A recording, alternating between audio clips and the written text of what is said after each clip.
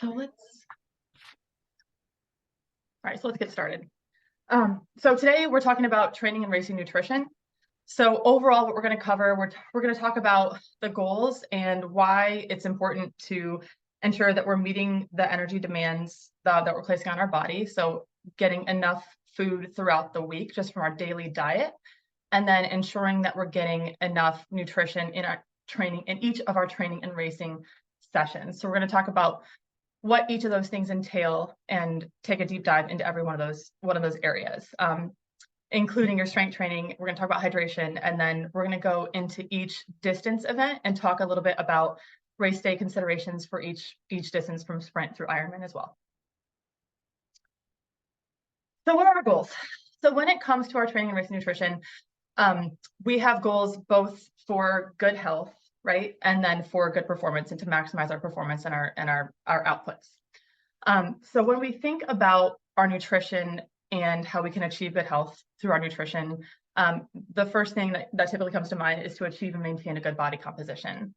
So this is both for good health and really for good performance, because when it comes to endurance athletes, generally speaking, the lighter that we are, the better ratio of muscle mass to fat mass that we have, or fat-free mass, the better we're going to perform, right? A lighter composition generally tends to perform a little bit better on race day. So achieving and maintaining a good body composition. We want to maintain good health and reduce our risk for chronic disease. So nutrition and exercise play a huge role in reducing our risk for chronic disease. So making sure that we're eating right and eating well and getting the vitamins and minerals that we need to reduce that risk. We want to build and maintain a strong immune system. So those two go hand in hand. And again, that's both for good health and good performance.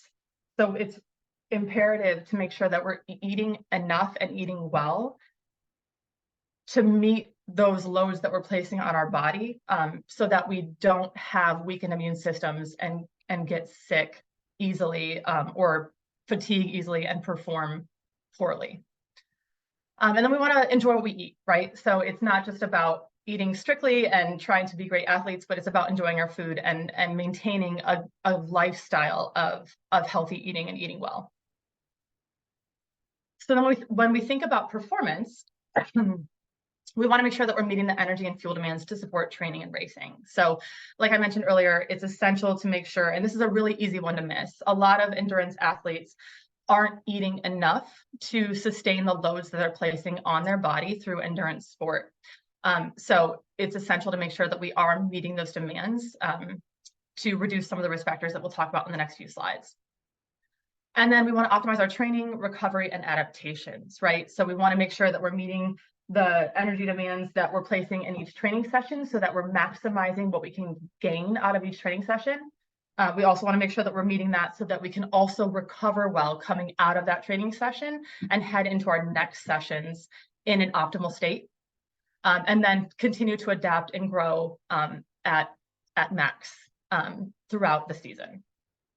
And then, of course, we want to make sure that we're eating well and eating healthy to prevent injury along the way, because if we're not, again, eating those or meeting those energy demands, then our risk for injury is greatly exacerbated. So there are two ways that we can essentially fail to meet those energy requirements. And this is called low energy availability, if you've heard of that term before. So the first way is by an insufficient energy intake, right? So we're not eating enough.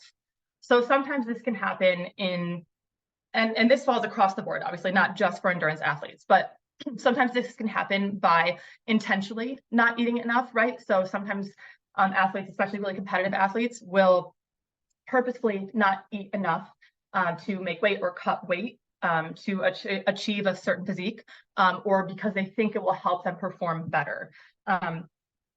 So that can happen frequently, and happens in certain sports like gymnastics and ballet, things like that. And triathlon, that's definitely common in triathlon as well. But then it can also happen through an excessive training load. Let me back up for a second. It can also happen unintentionally. So we're not meeting those energy demands and getting the right amount of food in, but we aren't aware of it. And that kind of falls into the next bucket of an excessive training load, which is really common with endurance athletes. So sometimes we have such a heavy load of training and we think we're eating enough. We might be eating a lot of calories and maybe more than we've ever eaten before, but we're still not meeting those energy demands that we need to reduce the risk for certain symptoms and risk factors that go along with not eating enough for long term or consistently. So that leads into the conversation of relative energy deficiency in sports, or also called RED-S. So this is a relatively new terminology within the past several years. It kind of stemmed off the female athlete triad, if you've ever heard of that. But essentially, a sustained low energy availability, right? So failing to meet your energy requirements consistently or for long enough will put you into a bucket of RED-S, which is essentially a syndrome which puts you at risk for and these risk factors over here, these different symptoms over here on the right-hand side. So some of the things that go along with that and like symptoms that you might experience if you're, again, not meeting those energy demands for a long period of time, right? Or a long enough period of time. Are a reduced endurance performance. So something that you might start feeling is you might be fatigued just day in and day out, and you don't really know why. You're getting enough sleep, you're doing the work, and you're just like normal, but you just constantly feel fatigued. Or you might be doing all your exercise training to just like you should be, and where you normally would be seeing gains and increases in fitness, you're just not anymore, and you haven't for a pretty prolonged period of time. So those are some things that can occur from not meeting those energy demands for a consistent period of time. So that's one classic milestone or one classic symptom or sign that you might be falling into this bucket. You'll also be at an increased risk for injury, right? So if we're not meeting those energy demands, our risk for injury is greatly increased because if we're not fueling the energy losses, essentially that's just putting us at a much bigger risk for injury. And that goes hand in hand with decreased immunity and an increased susceptibility to infections, right? So we're going to constantly be fatigued. We're continuing to place those loads on our body. We're continuing not to eat enough, and our immune system gets weaker and weaker. We get more fatigued. We're more susceptible to infections. Sometimes infections will just take a lot longer to get rid of. So again, some of these symptoms that you might notice if you kind of fall into this bucket. And on top of that, we have an increased risk of bone stress injuries, right? So stress fractures and just fractures in general. So if we're not replacing and meeting those energy guidelines or energy requirements, then we have a much greater risk for those bone stress injuries. And this is really important as we age, because as we age, our bone turnover decreases. And so if we're not meeting those energy demands, then we're at much greater risk. We're a lot more susceptible to some bone stress injuries and osteopenia, osteoporosis, things like that. And then an impaired absorption of nutrients. So it actually causes us to absorb the nutrients that we are eating to a lesser extent. And then impaired psychological health. So you might be stressed, you might be feeling a lot more anxiety, you might start to feel depressed. So it's just some of the classic milestone symptoms and things that can happen from a sustained period of not meeting those energy demands. So how do we determine our energy requirements? So there's two different ways that we can do this to understand how much food we need or how much fuel we need in order to make sure that we're meeting those loads that we're placing on the body, right? So the first is in a clinical setting. So you can go to a clinical setting, a lab, a hospital, and you can do it through indirect calorimetry. And that's essentially where you're going to lay down, they're going to put a tube on your face, and you're going to breathe.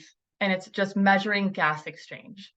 So that's a really accurate measurement of assessing how many calories you burn at rest, right? Or your energy requirements at rest.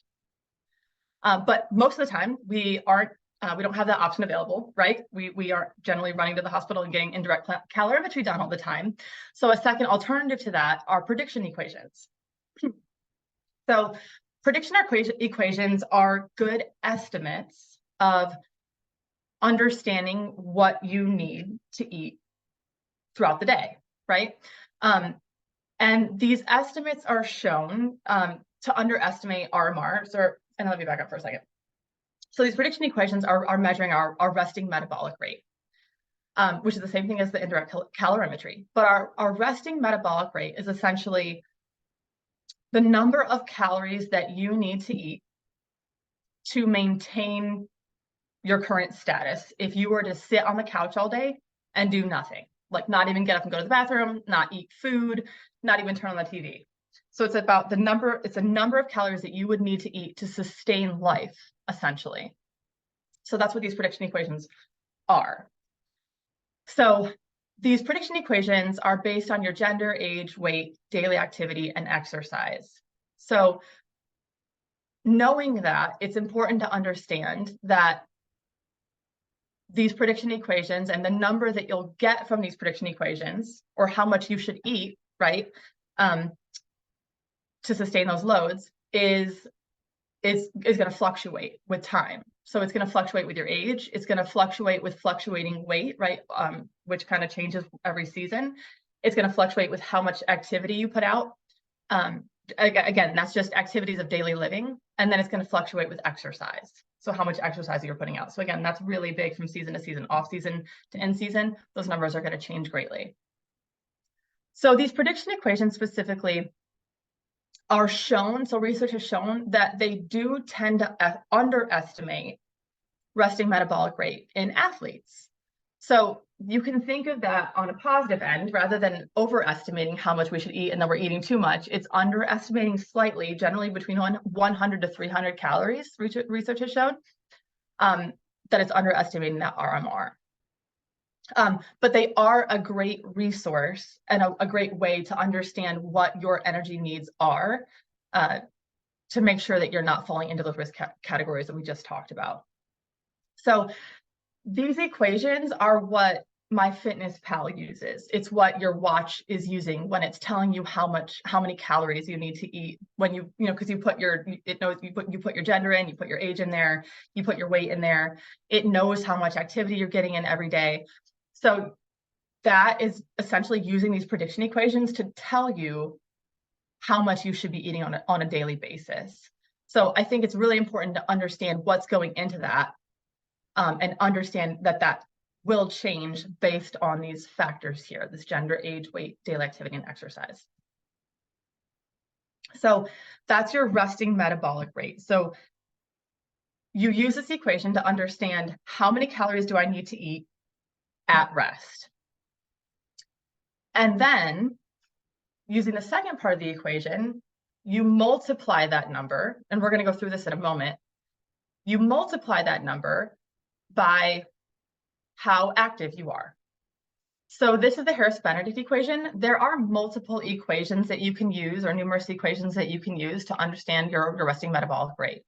The Harris-Benedict equation has been shown to be one of the most accurate versions of this estimated prediction equation.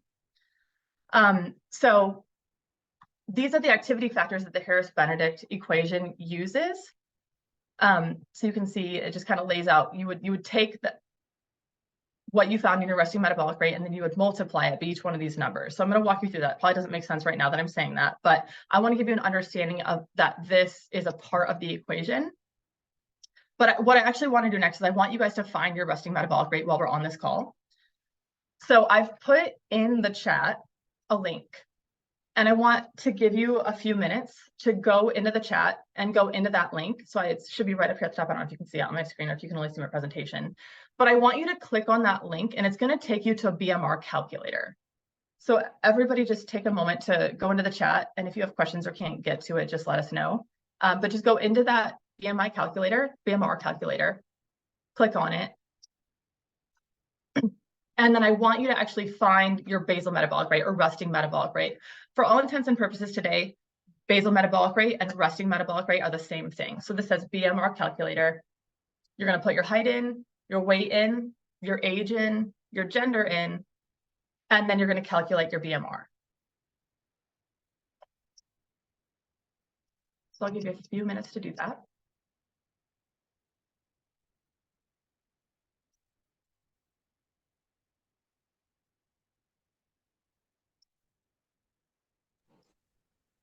Ashley, can you hear me? Yeah, now I can. Yeah, there's no link. You can't see the link? Oh. Yeah, people are, I don't see it either. Thank you. So let me try it again. Can you see it now? Yes. Okay.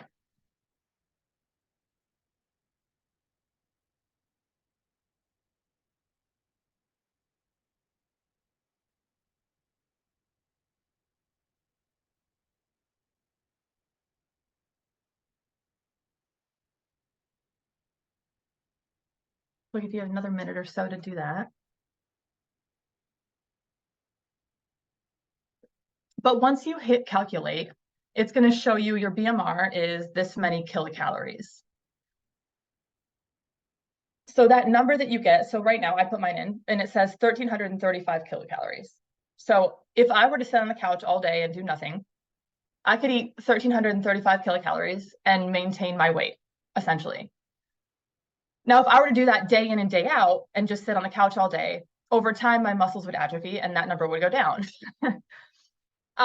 But generally speaking, that is going to be your resting metabolic rate, or the number of calories that you would eat to maintain life or sustain life based on your current weight. So underneath that number, that's where those activity factors are coming into play. So the table that I just showed you, where you would multiply those numbers, it calculates that automatically for you. So I'm going to move over for a second. So that brings me to, does anybody need more time to do that? I don't want to jump too far ahead. I think I've seen one in the chat. Okay. So that brings me to this. So what I want you to do is look at that number look at the number that shows you're sedentary, so little to no exercise. And I want you to remember that number or even write it down. And what you're going to do is you're going to take and you're going to learn your energy requirements to a greater extent. So what this table again shows, where you see the sedentary, lightly active, moderately active, very active, and extra active, it's estimating, or it's giving you an estimate on how much work you're putting in over and above your resting metabolic rate and your activities of daily living. So it's adding in your exercise here in these additional categories. But what I want you to do to find a more specific understanding of your resting of your overall energy requirements is to know this sedentary number. So again, write that sedentary number down so you understand it. And that will bring us to our next step over here. So you found your resting metabolic rate. You multiplied that. I mean, the table did it for you. Multiplied it by 1.2 to understand your sedentary activity factor. And then you're going to, essentially what I want you to do, not right now, but after this webinar, is to find the average number of calories you burn through exercise each day. So I want you to take a week. You can take the week behind you, you can take the week ahead of you, and your smartwatch will tell you this. So if you have Garmin, if you have an Apple Watch, it's going to tell you how many calories you burn in each of your exercise sessions, right? So I want you to take that and add it up over the course of 7 days. And then you're going to divide that number and find the average, right? And then you're going to add what you found in this step number 2, to what you found in step number 3. And that's going to give you what your energy requirements are and how many calories you need to take in to meet the current loads that you're placing on your body overall. So including exercise, your activities of daily living, and your resting metabolic rate. Does that make sense to everyone? Or I guess if it doesn't make sense, throw it in the chat. Or give a shout. But this is a really good number to understand, and understanding too that as you go through every training season, even that number is going to change. So starting out in January, when you're doing your base training or even off-season work, maybe you're not even necessarily exercising a lot at that point in time, or maybe you are. Again, it's very dependent on your goals and where you're at in your training and everything. Looks like something came through in the chat. Just want to make sure. Okay, thanks, Val. But depending on where you're at, so your overall energy requirements are going to look very different in January than they are, let's say, September if you're doing IMAT, right? Because at that point in time, you're at your heaviest, well, let's say late August, you're at your heaviest volume of training. So your energy requirements are going to be much, much higher than they were in January. So just understanding that concept and making sure that you're re-understanding this concept and understanding this number and eating enough throughout the season to make sure that you're meeting the demands that you're placing on your body. So it's really, really, really, really important. Probably sounds like I'm stressing this a lot, but this is something that it's so common to miss. And a lot of times you don't realize that you're not meeting enough until you have a stress fracture or you have some sort of injury that puts you out for the season. And part of that reason was because you weren't getting enough nutrition in. So really try and make sure, especially as even if you're progressing, from sprint distance to Olympic to 70.3 to Ironman or just, ultra running, whatever it is that you're doing, just making sure that you're really putting emphasis on understanding what your energy needs are and then matching that with your intake.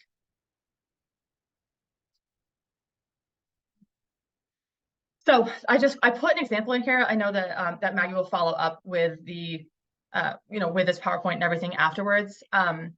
So this is an example of a female, 35 years old. She's 5'9". This is essentially me last year, 145 pounds, and burning about 785 kilocalories per day. Estimated BMR 1445, and then multiplying that by that 1.2, right, which we did on that website in that URL. And then adding in the average amount of calories that I burn per day, and that gives me 2,519 calories to eat per day. So this is an example that you can reflect on and use later when you go to find your numbers. So then that brings us to the weight management conversation. I don't know if I missed someone in the chat. Yeah, it looks like there was someone put a question in there. Do you see that, Ash? Yeah, so I know you covered this, but did you say RMR in step 1 is the first number calculated? Yeah, so that the resting metabolic rate, so that link that I sent in, that uses the age, weight, gender, all of that, that's the RMR or BMR. You can, the website says BMR, I'd say RMR, it's the same thing essentially. Yeah, but that's a good question.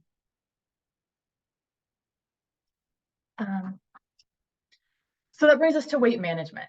So essentially, when you think of weight management, the media likes to make it very confusing and say, do this to lose weight and do that to lose weight and do this to lose weight.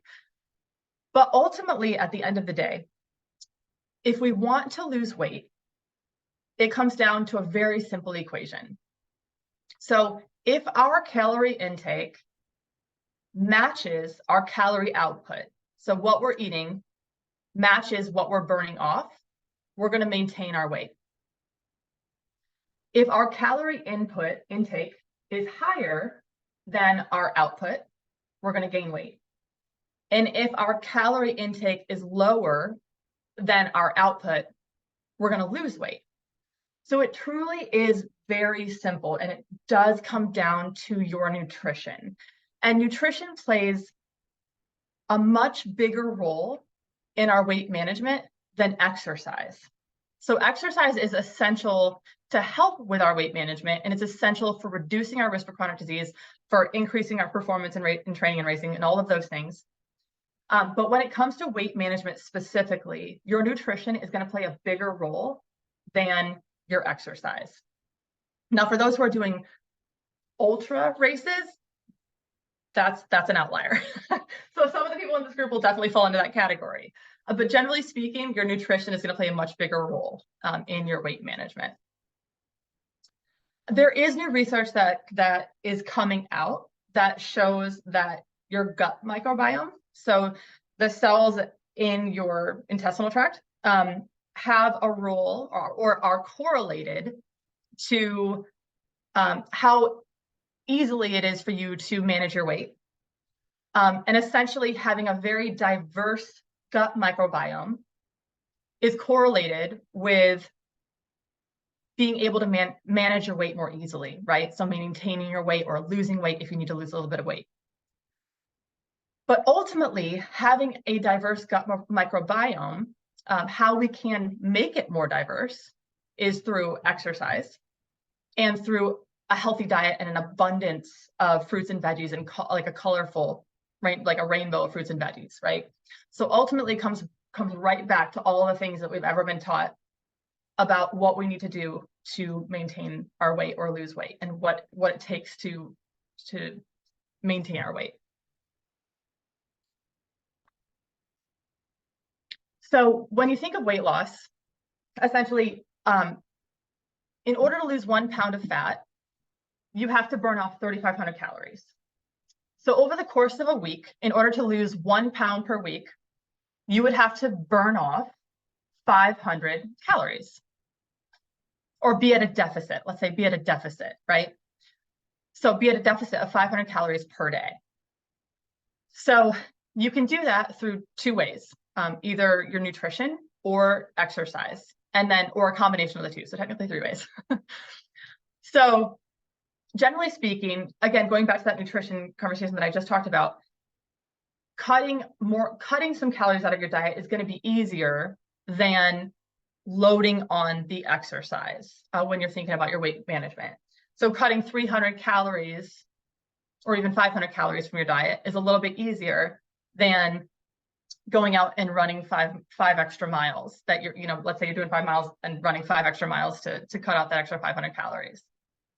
So this shows an example of the previous example that I already showed. So that 2,500 or about 2,500 kilocalories minus 500 calories.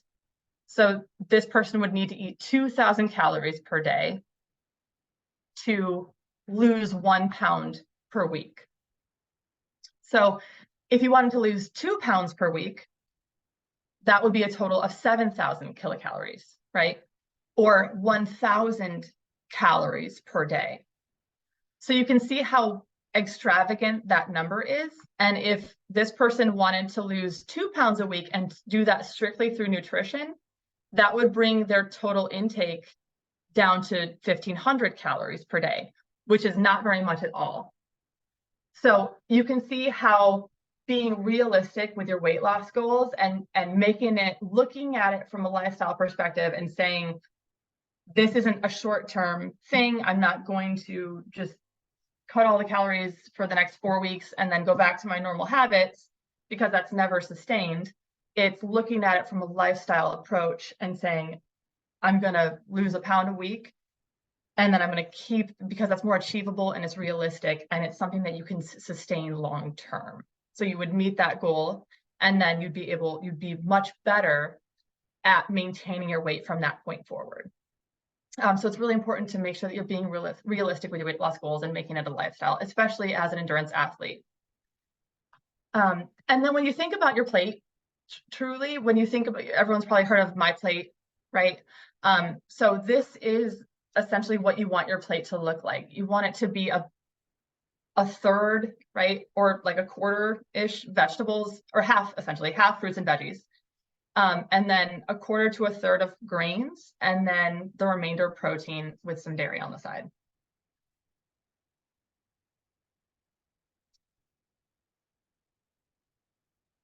So then stepping back from what we need to get in our overall nutrition day in and day out, now we're going to dive into what we need in each training and racing session to make sure that we're performing like we want to and able to achieve the outputs that we want to achieve. So in your training and racing, looks like we got another shot. Just want to make sure I answer this as I go. So in your training, I love this picture of you, Val. This is one of my favorite pictures. I love you, Ashley.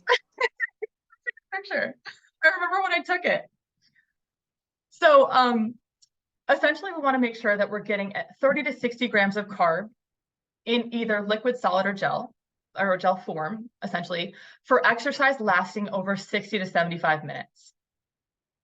So our body has sufficient storage for exercise that is less than that 60 to 75 minutes. So we don't need to down a Gatorade or take a couple of gels in exercise sessions that are less than that 75-minute time frame. There are exceptions.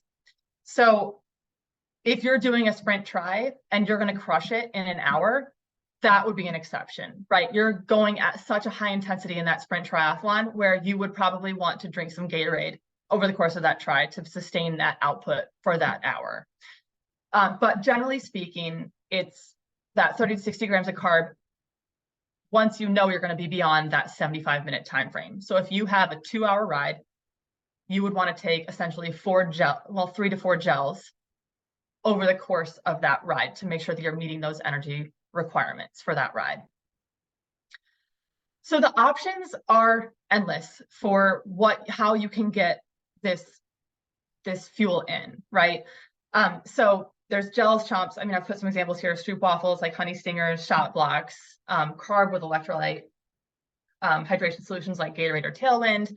And then if you don't like to use those types of products, you can use whole foods.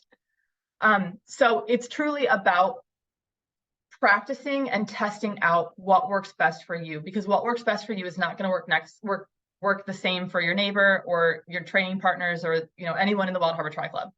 So making sure that you're continually testing out the solutions that you want to use on race day to make sure that it sits well from a GI perspective, and that you're not going to have any sort of strong reactions from it, and that that it sits well overall, and that you like it and it tastes good, and it's easy for you to open up on the bike or open up on the run or use how you like to use it. So making sure that you're testing out many different options and finding what really works best for you. So I think one thing I want to emphasize too is carb is the main fuel source for exercise, lasting over that 60 to 75-minute time frame, or in high intensity exercise, so essentially lactate threshold or higher.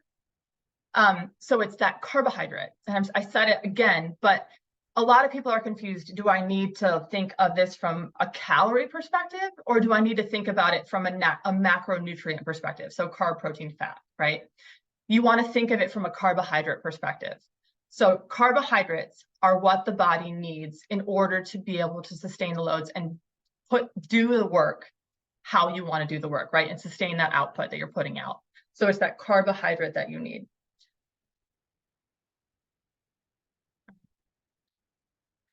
So I kind of talked about this just a second ago, but making sure that you're practicing so that you're ready on race day and it's tried and true. And that when you go out and perform on race day, that's one less thing that you have to worry about, because it's what you're fueling the tank with is tried and true, and you've tested it over and over and over again. And it's so ingrained that on race day, you don't even have to think twice about it. So I think I talked about this, finding the right products and solutions that work for you and testing out on long rides, long runs, and long brick workouts, right? What works for one person doesn't always work for the next. Different solutions that work better in the heat versus the cold. So you'll probably, if you're starting to test things out right now while it being pretty kind of cold out right now, you might find that your shot blocks, when you go outside right now, they're going to freeze if you're out there for longer than a half an hour, and you won't be able to eat them. So those are lessons that you'll learn along the way, that you'll find, okay, I know that I can't use this in these types of conditions, or I know that I don't like this in these types of conditions. So like gels, they'll get super sticky in the heat. Your Gatorade and your carb-based fluid solutions like Tailwind, Gatorade-based, anything that's sweet when you exercise for a long time is going to taste that much sweeter a few hours into your racing. So knowing those types of things and experiencing that in your training, so that on race day, I can't do this because it's going to make me feel this, and understanding that. And then also understand that what works for one distance modality of exercise may not always work for the next. So what works in your sprint try is going to likely be different than what you do in your Olympic, which may be different than your 70.3, which will be different from what you're using in your Ironman. And those will all be different than what you're doing in your marathon. So understanding what works for one distance and modality doesn't always work for the next. And when you think too, on the bike, generally speaking, you can take a little bit more in, or you can have something that's a little bit more solid than you can on the run. And we'll talk a little bit more about that when we get into the specific distances of racing.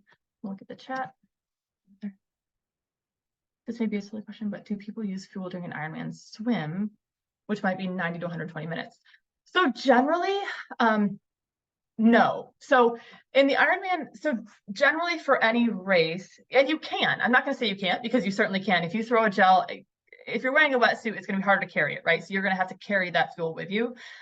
So that's less realistic, especially if you're wearing a wetsuit. But let's say you tuck it in the top of your neck or something, you stop, tread water, and you take an Ironman. For that Ironman swim, it's usually you're not taking anything in, and you'll take something in transition, possibly right away. And then as soon as you get on the bike, or a few miles out from transition on the bike, you're going to really start to fuel and take some food in. So generally, you're not going to eat in the swim, but that's a really good question. That's a really good question. And we'll talk a little bit more. You'll see in a few slides about what you should eat before on race morning, and then about an hour before the race, and then kind of breaking that down as the race progresses. So I think we covered this page, so I'm gonna go forward. So then thinking about your strength training, right? So this is talking strictly about your swimming, biking, running, right? Your cardiorespiratory sessions. When you think about your strength training specifically, and I think a lot of you were on the strength training webinar that we did, but you want to eat within an hour of your strength training sessions, you want to eat 20 grams of leucine-rich protein to maximize your gains and repair, right? So that is different than what you do in your swimming, biking, and running. So after your strength, go for that 20 grams of leucine-rich protein. So think of that as your whey protein, eggs, nuts, like salmon, like that. You wouldn't necessarily eat that after a strength workout, but if you're working out later and then you have dinner right afterwards, salmon's a great option because that's leucine rich. So those are some options that would give you that 20 grams of leucine rich protein. And then hydration is so important. So when we think about our hydration, it's not only thinking about, am I getting the fluid I need in my exercise sessions and on race day, but am I well hydrated throughout the day and the week leading into my big race? Am I staying well hydrated? It's equally as important as your hydration in training and racing.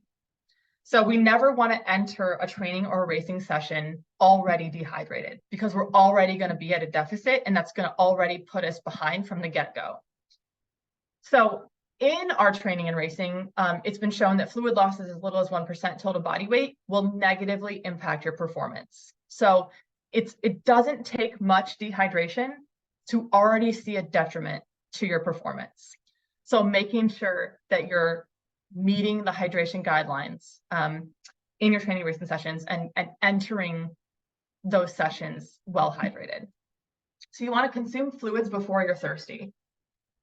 Once thirst is hit, you've already experienced significant fluid or sodium losses. So that thirst is an indicator saying, hey, we're dehydrated. Hey, we have sodium loss.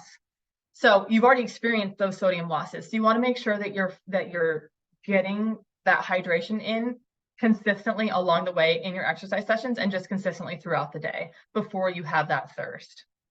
And this is really important, especially as we age, because as we age, our thirst mechanism becomes an even poorer sensor of our fluid needs. So understanding that as we get older, and this is about 65 that this starts to happen, that as we get older, that thirst mechanism, we're now at an even bigger fluid or sodium loss disadvantage. So making sure that you're getting those your hydration in along the way and very consistently in your training and racing. And then fluid losses are very unique to each individual. So Sweat rates are very individual. It depends on your training status. So those who are trained versus like more trained versus less trained. Heat, humidity, all of that plays a big impact as to how much you're going to sweat and how much fluid or sodium you're going to lose. And then sodium loss actually is also very unique to each individual. So fluid losses can vary up to 5-fold between person to person. Sodium losses can vary, or that sodium concentration within that fluid loss can vary up to 10-fold from person to person. So it's a huge variance in those fluid and sodium losses. So this brings us to the guidelines for hydration, right? So our daily consumption, you want to aim for about 8 ounces per hour, right? You've probably heard that before, but aiming for 8 ounces per hour. And that is about 11 to 16 cups. And then you want to think too, with your hydration, it's not necessarily just water. You know, it can come in the form of soups, coffee. I mean, as long as you're not really chugging the coffee and then kind of dehydrating yourself a little bit. You know, it can, like fruits and veggies, so like watermelon, grapes, things like that, also contribute a little bit in smaller amounts to your daily hydration. And then prior to exercise, you want to aim for, so the recommendations are to aim for 24 ounces of fluid 2 hours prior to exercise. And then have another 8 to 16 ounces 30 minutes prior to exercise. So that is probably sounds like a lot, and it is a lot. And I don't know many people who truly get that much in 2 hours prior and then 30 minutes prior. But understanding that those are the recommendations, so the closer you can get to that, the more well hydrated you're going to be heading into your sessions, and the better off you're going to be. But also recognizing too that, like I mentioned before, fluid losses are different, and we are all different in general, right? So heights, weights, all of that, and that all goes into how much we really need.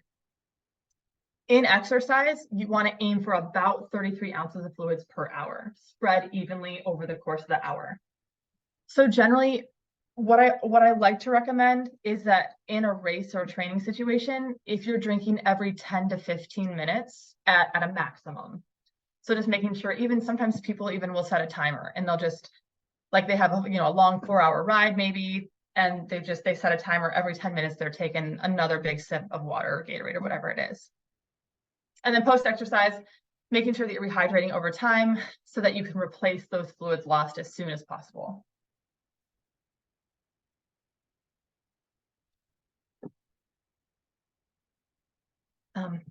Okay, so this brings us to race morning and some of those race-specific things that we talked about, or that we're going to talk about. So from sprint through Ironman. So race morning, ideally you want to eat about 3 hours out from the event. And your breakfast can be a combination of carb, protein, and fat, right? So those are the macronutrients: carbohydrate, protein, and fat. But you want to focus on getting that carb in. So it can be carb, protein, and fat, but you want to make sure that your carbohydrate is the biggest portion of that meal. And this is something that you need to practice well in advance of race day. So don't get to race morning and follow these guidelines and then expect to feel really good in your race. You want to make sure that you're practicing this before every long ride, before every long run, and possibly before even every long brick session, right? To get a really good feel for, okay, I feel good with this on the bike. I feel good with this in my run. I feel good with this in my brick sessions. And even if, you go hit North Wildwood and a long swim on a Sunday, you test it out before that long swim, right? So just making sure that it sits really well. And then testing it out in your B and C races. So if you have smaller races along the way to your A race, it's really great to test out that race morning breakfast in advance on a race day. If you drink coffee, coffee is great to have on race morning because coffee acts as an ergogenic aid. And what that means is essentially it will make your level of intensity or level of exertion feel less than what you're actually putting out. So coffee is a great choice on race morning, and it has a half-life of about 6 hours. So that means you're going to have that benefit for 6 hours from when you drank that cup of coffee. And that's why a lot of the gels and things will actually include caffeine, because it does act as that ergogenic aid. And then you're kind of taking that along the way in either your training or on race day. So then you want to consume, again, you want to consume that 30 or this, well, this is an hour prior. So we eat our breakfast 3 hours out from the event.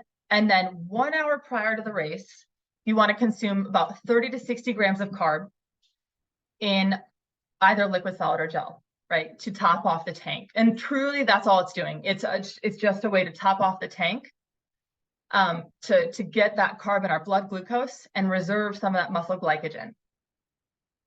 And that's 60 minutes prior to the race. So generally take a gel, right? So generally I take a gel or I'll drink some Gatorade, like 8 ounces of Gatorade, as I'm setting up my transition space, right? So those are both good options. So focusing on race specific or race distance specific. So sprint to Olympic distance events, your pre-race breakfast, you generally want to aim for about 300 to 400 calories. And I've listed some options there of what a good idea or a good example of a race breakfast would be. So whole grain toast or a bagel with peanut butter and a cup of orange juice. So you're getting a good amount of carb, you're getting some fat to help fill the belly a little bit, and some OJ. So again, that's a great source of vitamins and minerals, but another good source of carbohydrate. Your banana with peanut butter or banana smoothie with protein powder. So there you're getting your protein, you're getting you're a good source of carbohydrates or some fats, depending on which option you go with there. And then oatmeal with fruit or dried fruit. Again, that's a really great source of some protein, but mainly carb. So for these events, again, it's that same rule. It's consuming 30 to 60 grams of carb in either liquid, solid, or gel.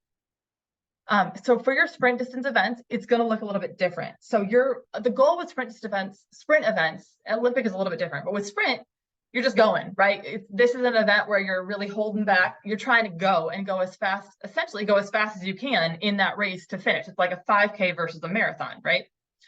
So you don't want to have heavier foods in a sprint. You want to go for those things that are either maybe popping a gel from the bike to the run. Like you drop your bike off in transition, you grab a gel on your way out for the run, and then you eat that gel like right into the run. Or using Gatorade in your water bottle on the bike and then just hitting those aid stations along the way in the run. So that would get you or meet those requirements for that sprint distance event. With Olympic events, it's going to be longer, right? So it's double the amount of time. So that could be anywhere from, it could be like 3 to 4 hours, depending on what your finish time looks like. But that's where you're going to need to use a little bit more, and might possibly want to use a little bit heavier foods if you like that. So you might want to use something that sits a little bit heavier on the bike, like maybe you might go for some shot blocks, or maybe you might do a waffle, or maybe you would do gels. But just understanding that those two will probably vary. What you'll choose to use for the sprint to the Olympic would generally vary. So then for 70.3 plus distance events, you're going to have a similar pre-race breakfast as your sprint and Olympic distance, right? So again, it's aiming for that 300 to 400 calories and mostly carb, but can include that protein and fat. And that 300 to 400 calories is a guideline. So some people are going to want to have more than that, and some people might stick to that 300 to 400 calorie range. It just depends on the individual, what you've practiced and what you're used to and what sits well heading into your race. You want to consume, with this distance of events, you want to consume more. You want to make sure that you're at the top end of that scale, right? So you want to consume at least 50 to 60 grams of carb per hour in either liquid, solid, or gel. So what that means down here, I've broken that out into calories. So that's been listed out into calories here for the bike and the run. So you want to make sure that you're getting that carb in, right? Because research shows there is no additional benefit to fueling with protein or fat. It's that carb source that our body requires to do the work, right? That's the fuel source that we need to allow our muscles to do what they need to do and our cells to do what they need to do. But breaking that down into calories, this is what it can look like. So 1.5 to 2 calories per pound of body weight per hour on the bike, and 1 to 1.5 calories per pound of body weight per hour on the run. So you can see with this, it's front loading a little bit on the bike so that you're still getting what you need, because on the run, you're going to be able to, generally speaking, you're not going to be able to take in as much on the run as you can on the bike, especially in these longer distance events, because it's been a long day. You're working hard all day long, and you're not going to want to necessarily eat a lot on the run, right? It's just you're not going to be as apt to want to throw down gels and Gatorade and those types of things. So for long course events, this is where you would probably want to consider going for those mixed macronutrients. So when you think about an Ironman race day, you do want to have something that's more than just a gel for that event. You want to have something that's going to fill you up possibly a little bit more. And this is truly just to help with that hunger feeling. So again, it's not impactful from a fuel perspective and what we're using to continue that output or to continue to do the work, but it's essentially helping us feel more full and feel better as we're doing the work. So protein, even a little bit of fat, so can be really helpful with that hunger feeling. So some good options for the main portion of the bike would be like small salted potatoes, Uncrustables, energy balls, Fig bars, Cliff bars. So those are all heavier options that sit better on the bike that you could use on these longer distance event days. But here too, like this, the goal is to take in as much as we can process, because with the 70.3 plus distance events, we're never going to be able to actually replace what we're burning off in these distances. So it's trying to get to close the gap as much as we can while we're in our training, but also in those racing sessions. So on race day, you want to make sure that you're keeping a fluid mindset with your nutrition strategy. So sometimes you'll find, and maybe you've experienced this before, but even with a tried and true nutrition strategy, sometimes our bodies react differently. So maybe depending on how the weather's acting, maybe just on our state of mind heading into the race, or just on those unforeseen circumstances that always happen on every race day. It might just affect how you're feeling, what your mindset is in, and what you're going to be able to take in. So keep making sure that you're keeping a fluid mindset on race day with your nutrition strategy. And if you need to grab something different from that aid station, grab something different from that aid station and get that fuel in your body. And then on those long distances events, having a backup secondary texture and flavor to help break up the monotony of what you're putting in your body and what you're tasting can be a game changer. So, and that's more so for like your iron distance events, right? Your full iron events. And then always know what's on the course of the aid stations and test them out in your training, even if it's just once or twice, because like I just said, with that keeping a fluid mindset, you never know when you might need to dip into that stuff that's at the aid station. So knowing what's on course and then testing that out once or twice in your training, just so that you know that your body's not going to react super strangely if you need to take that in on race day. And that's it. Do we have any more questions?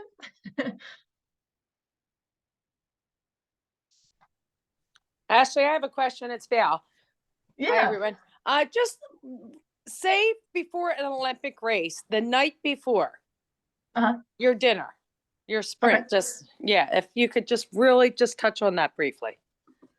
Yeah, so I mean, the night before, it's following those guidelines. So generally speaking, you don't want to have something vastly different than what you've had in your training leading up, right? So when you think of the diet overall, if you can be about 60% carbohydrate, and again, this is for a healthy person with like asymptomatic, no diabetes or anything like that going on.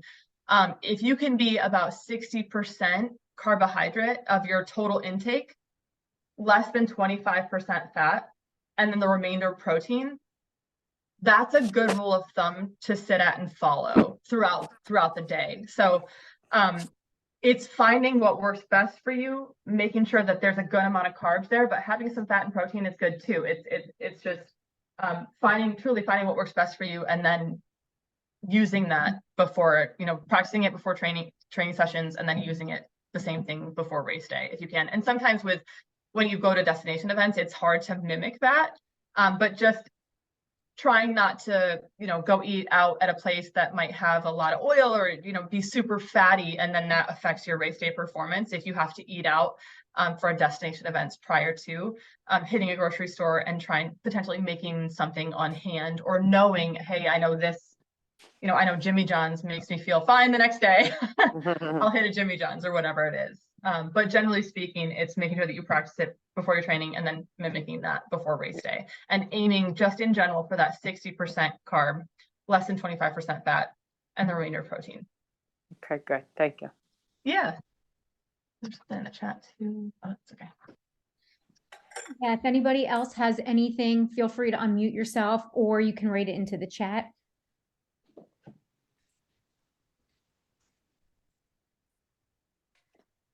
No? Oh. All right. Well, Ashley, thank you so much. Actually, Sorry, go ahead. Sorry, it took me a minute to figure out how to talk. No worries. My name's Lauren. I recently started doing like ultra running, and I find the more I train, the longer distances I go, like sort of like the worse I get with like having issues with like urgency and needing to use the restroom. I don't know if that's attributed to food or dehydration or what, but it seems to culminate like usually on the race day. I don't know if it's race day jitters, but it's like kind of gets worse with the longer distances.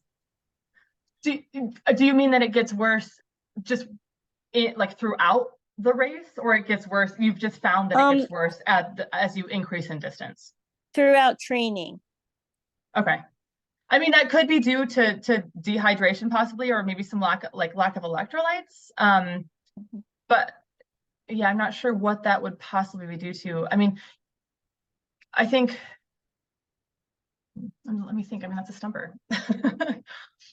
I mean, I guess I've read some things about being dehydrated and that sort of like messing with your gut. And I just thought maybe if there was some better, maybe I just need to be better hydrated in general, like you're saying.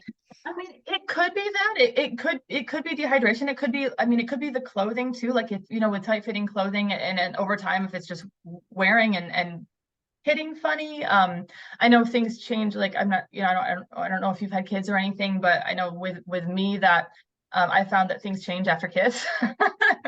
So things like that can also play a role. But yeah, no, that's a good question. I'll actually have to look that up. But I think too, just making sure, that I don't know. And you found it specifically in running only? Only just because that's the longest distances I've done. Yeah. So. Yeah, I'm not sure. I want to look that up though. I'll get back to you because that's interesting. Okay, thanks. Yeah. Okay, anybody else? No? Okay, well, Ashley, thank you so much. We appreciate it. Again, we appreciate you putting this together. I know it takes some time. Everyone that hopped on the webinar tonight, thank you. I see can't see everyone's faces, but a lot of familiar names. And before we go, again, just a reminder about the kickoff party on April 1st. If you plan on going and haven't yet RSVP'd, please go ahead and do so, so we can give our final count tomorrow. And again, if you're interested in any coaching services, one-on-one coaching services with Ashley, please reach out to her. Like I said, she is offering all of our members a 15% off of coaching services. So that's a really nice discount. We appreciate that. So I'm going to sign off. I'm going to stop recording and wish everyone a wonderful evening, and thanks for joining us. And I will put information out via email and on social regarding the last webinar that is now going to be an in-session clinic.